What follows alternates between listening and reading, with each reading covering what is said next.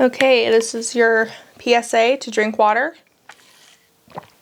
So I've been covering climate summits, which are called COPs, Conference of the Parties. There's actually several different types of COPs, but like one of the most well-known ones are the climate conferences. This year's annual International Climate Summit, COP29, has been universally considered a failure, to the surprise of 0 people following the press around it. Which, it was a failure last year too, let's be clear. But first, there was the news that Azerbaijan, another oil country, just like Saudi Arabia, would lead the annual climate summit. And then it was announced that there were going to be no women in the event planning committee, which has like 28 people in it. And then after backlash, then some women got added to it. And then right before the conference, the BBC and Global Witness tricked COP29's chief, who is the country's deputy minister of energy, to have a meeting with them, posing as a potential investor for Azerbaijan's state oil and gas company. They had done that in COP28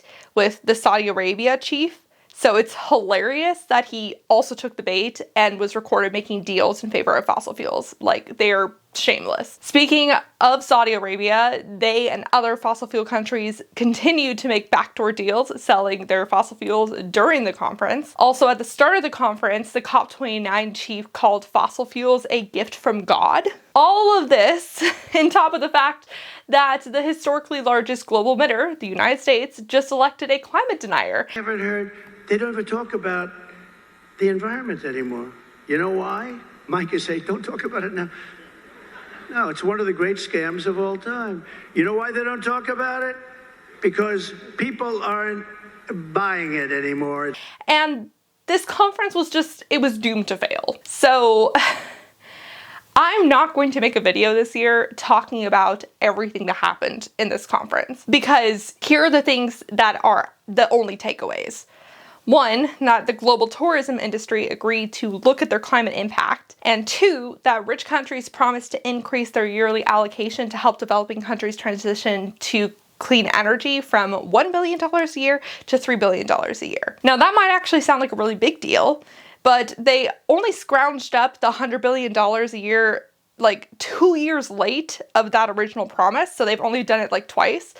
And experts say that developing countries really need closer to $1 trillion a year to transition fast enough to avoid the worst impacts of climate change. And there's also more news, or like more things about it that kind of dampen that news that I will get into in this video. Needless to say, developing countries found this news like disappointingly minuscule. So at this point, can a COP succeed? That's what I want to focus on for this video. Not what happened for COP29, but can a COP succeed? Because more and more experts are calling for major reform to the Global Climate Change Conference so they can actually make progress in the future. Because we need it. Hey y'all, it's Becky here from the Beckosphere, where we talk about the climate crisis and clean energy transition. If those sound like interesting and important topics to you, hit the subscribe button below and ring the bell so you don't miss every time I post. Thank you to all the new folks that joined from the last video. I appreciate that you also felt the need to have some good climate news amidst, you know, the election results. So I'm glad I wasn't alone in that. This video is brought to you by Splash. Splash is a children's book series. Currently, there are 3 books in the series, written by Sandy Hogue, who is my mother. And it's kind of a weird sponsorship because she doesn't know I'm doing this.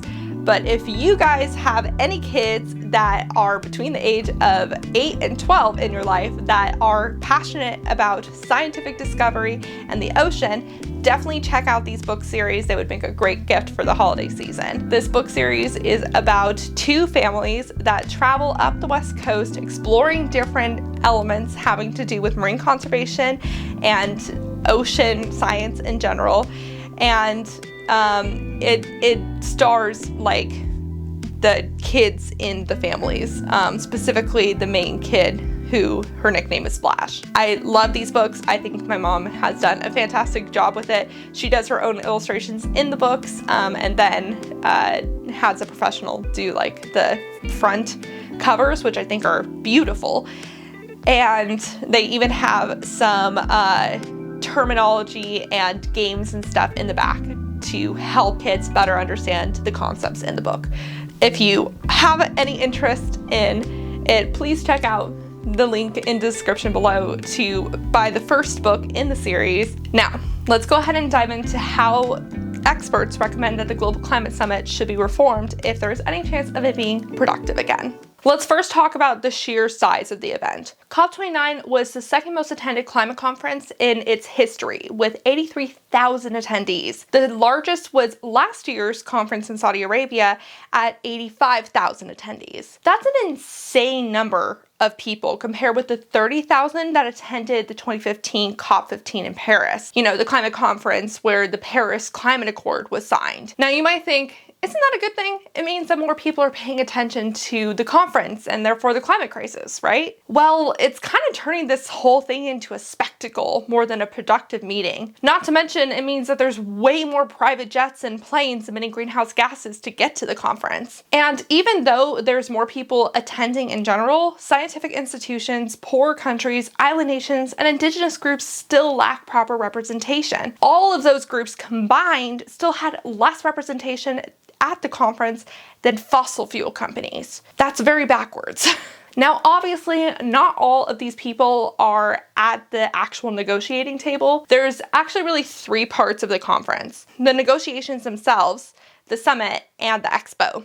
The negotiations are where the deals and decisions are really made. The summit is the more symbolic part where nation leaders and thought leaders might mingle or speak. And the expo is where different organizations and companies have like tabling events to show off their latest and greatest technology and ideas. It's been suggested that these three parts should really be broken up to make the conference less complicated and expensive. As explained by a 2021 report that specialized on improving climate conferences, the negotiations should still happen every year, but maybe they should be held in Bonn, Germany, which has a maximum capacity of 5,000 people. And in my opinion, it should be required that there's the same amount of representatives from each nation attending, and that indigenous nations should also have a healthy representation considering they maintain 80% of the world's remaining biodiversity. No fossil fuel representation, dear Lord, should attend those negotiations unless they are like the ministers of countries. The 2021 report then stated that the Climate Expo should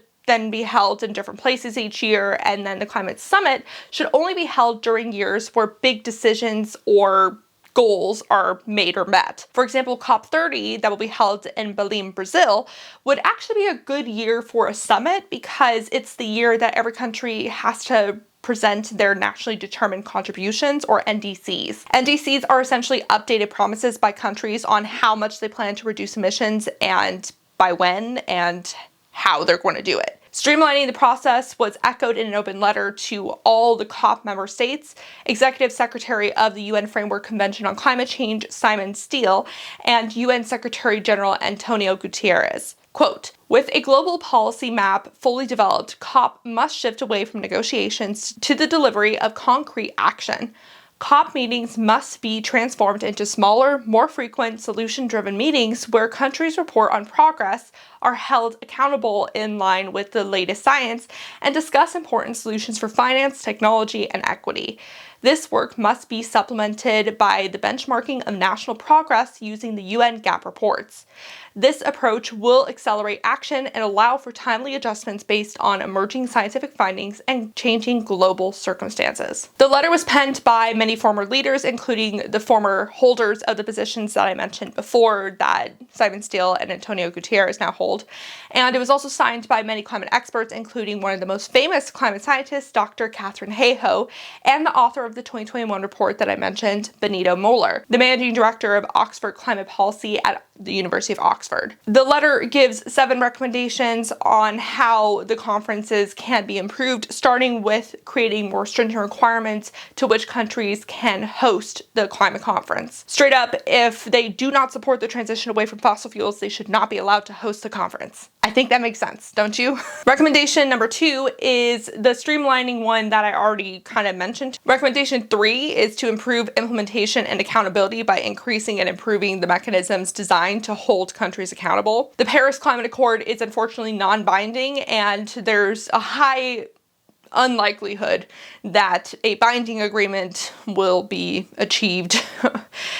So instead, the letter suggests expanding the global stock take process, which keeps track of promises and progress, so these things are at least transparent. But are goals even hinged on the right focal point? The Paris Agreement put a focus on a particular temperature limit, 1.5 degrees Celsius or under 2 degrees Celsius. But that has led to the reliance on scammy carbon offset programs and unproven technology like carbon capture and storage technology. The focus should really be on emissions reduction. Instead of constantly hearing 1.5 everywhere, what if we constantly heard 7.5% reduction? That is how much the world needs to reduce its emissions each year. We need to reduce our emissions by at least 7.5% every year. So what do you think of these distinctions? Do you think that that would be a more helpful goal to hear? Other recommendations in the open letter state COPs need to amplify climate science and equity more, emphasizing the interconnectivity between poverty, inequity, and planetary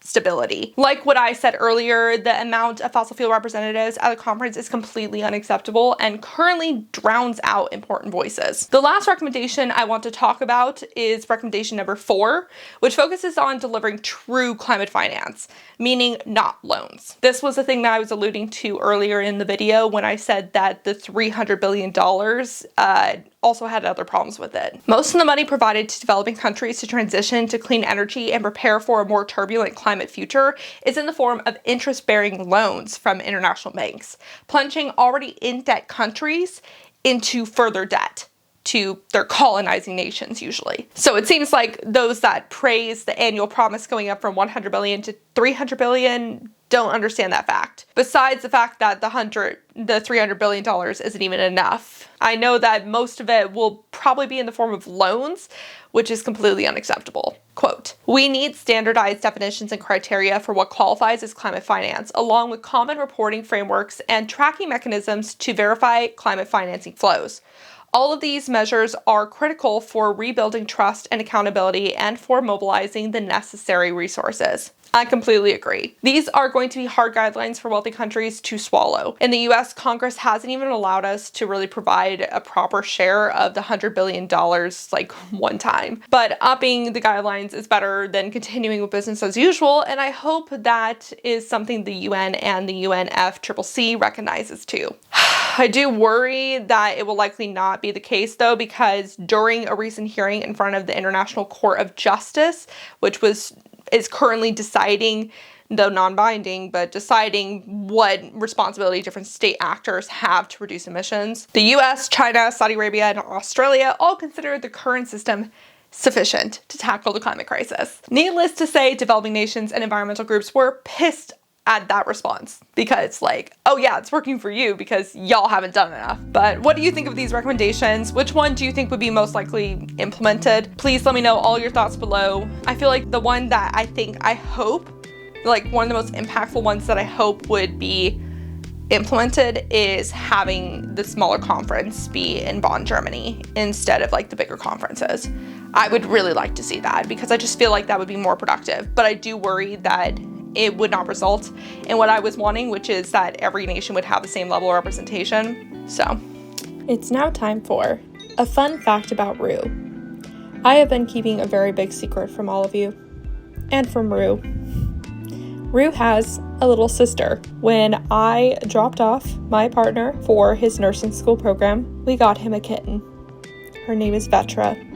She is a gorgeous little silver tabby, and she's about 5 months old at this point, and she is coming home for the holiday season, and we're hoping that her and Rue will be able to meet soon.